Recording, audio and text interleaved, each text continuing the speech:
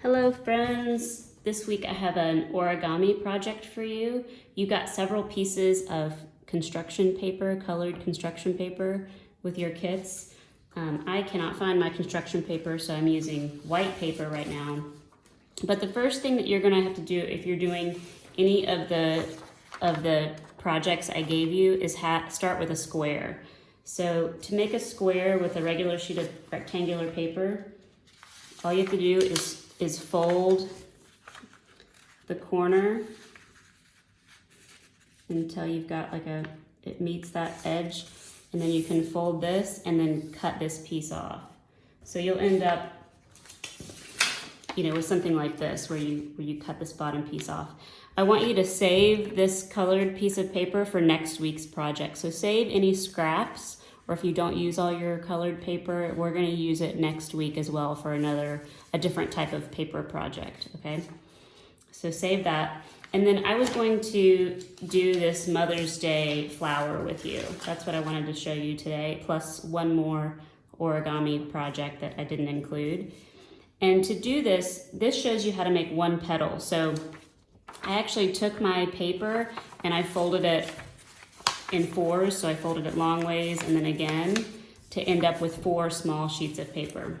And that's what I'm gonna work with to make my last petal.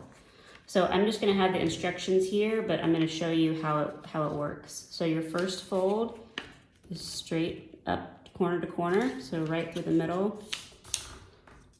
The next fold, both of these corners are gonna come up to touch the top. And every time you fold, you wanna make a crease.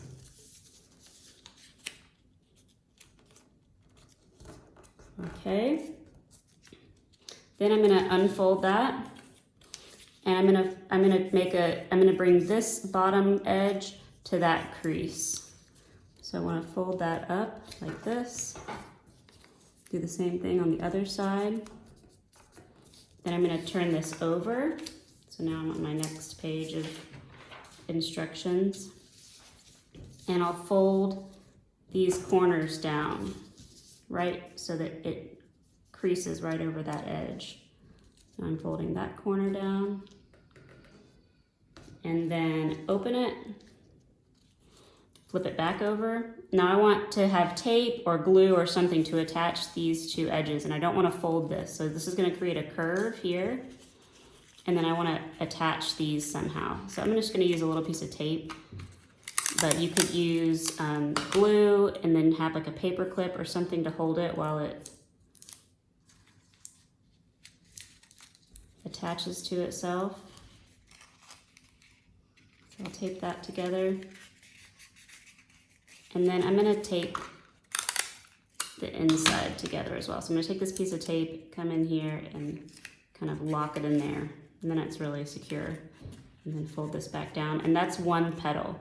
So here I've made 3, and this actually makes a pretty nice flower, just having 3 petals. But if I wanna scooch this one in here to sort of do what the directions are saying, again, I just take a piece of tape and create a loop so it's all sticky on all sides, and then find an edge for that, and then I could kind of shove that piece in there. And that would give me my flower like in the directions. And you could actually keep building on this. So you could keep making petals and keep taping them and kind of build a flower. It also gives you instructions on how to roll up a piece of paper to make the stem. I have a straw here that I can use for the stem. So I could just kind of stick this up through the middle and then secure it if I wanted. The straw is kind of nice because then it can bend. But that could be a nice gift for a Mother's Day present, or maybe just any adult in your life would really appreciate seeing something you make like this. So I repeated that petal 4 times to get this final shape and taped it all together. All right, that's the first project. The second is something that I was taught when I was a little girl that I've always continued to make.